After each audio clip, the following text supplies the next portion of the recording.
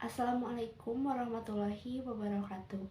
Perkenalkan, nama saya Yusrani Augusta Hadijah dari kelas A1 PGSD Angkatan 2021 IKIP Siliwangi.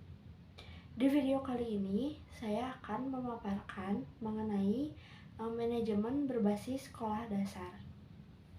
Baik, sebelum membahas manajemen berbasis sekolah, di sini saya akan sedikit membahas mengenai pengertian dari manajemen. Manajemen itu sendiri merupakan proses perencanaan, pengorganisasian, pengarahan, dan pengendalian sumber daya untuk mencapai suatu tujuan organisasi atau entitas tertentu. Dalam konteks bisnis, biasanya manajemen diterapkan untuk mengelola sebuah perusahaan ataupun organisasi dengan efisien dan efektif. Sedangkan manajemen berbasis sekolah sendiri memiliki pengertian yaitu kewenangan penuh terhadap sekolah dalam mengatur pendidikan dan pengajaran, merencanakan, mengorganisasikan, mengawasi, mempertanggungjawabkan, mengatur serta memimpin sumber daya, insan, serta barang-barang untuk membantu pelaksanaan pembelajaran yang sesuai dengan tujuan sekolah.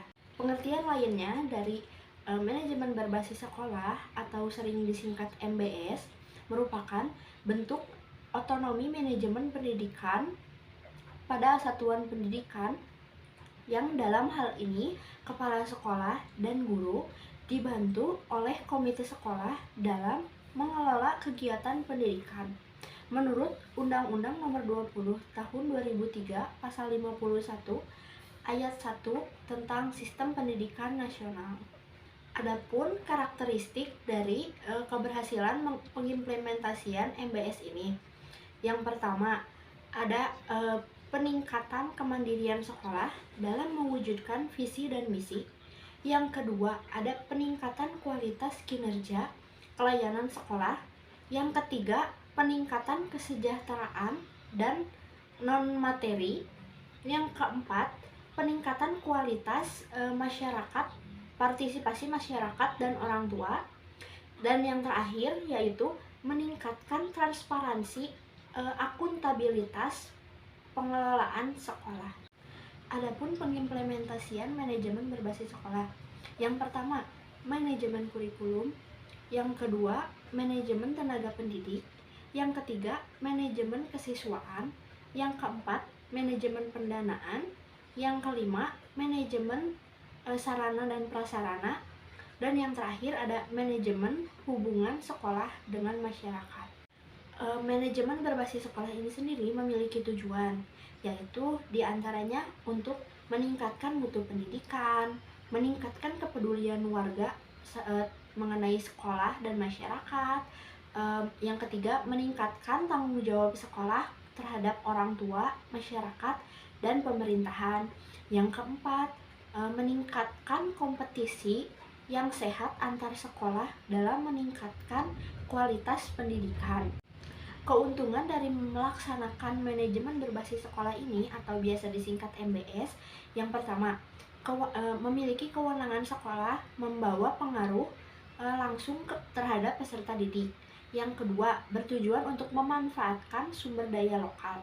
Yang ketiga, agar lebih efektif dalam melakukan pembinaan peserta didik. Selain keuntungan, pasti ada juga permasalahan yang akan dihadapi dalam menerapkan manajemen berbasis sekolah ini. Permasalahan yang akan dihadapinya yaitu yang pertama, pemahaman terhadap konsep dan aplikasi manajemen berbasis sekolah ini masih belum benar. Yang kedua, masih rendahnya tingkat kesiapan dan komitmen sumber daya manusia. Yang ketiga, sistem regulasi teknis yang tidak jelas. Yang keempat, masih rendahnya kualitas partisipan atau partisipasi masyarakat dan orang tua terhadap pendidikan anak. Yang kelima, masih rendahnya komitmen dukungan dana dari masyarakat dan orang tua terhadap pelayanan pendidikan yang bermutu. Nah, Mengapa sih sekolah harus melaksanakan manajemen berbasis sekolah atau MBS ini? Yang pertama, agar sekolah mengetahui kebutuhan lembaganya. Yang kedua, untuk pengambilan keputusan yang dilakukan oleh sekolah lebih memenuhi kebutuhan sekolah.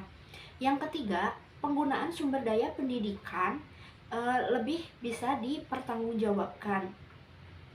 Yang keempat, keterlibatan semua warga sekolah dan pemangku kepentingan dalam pengambilan keputusan. Yang kelima, sekolah mempertanggungjawabkan langsung kepada pemerintah, orang tua dari peserta didik dan juga masyarakat.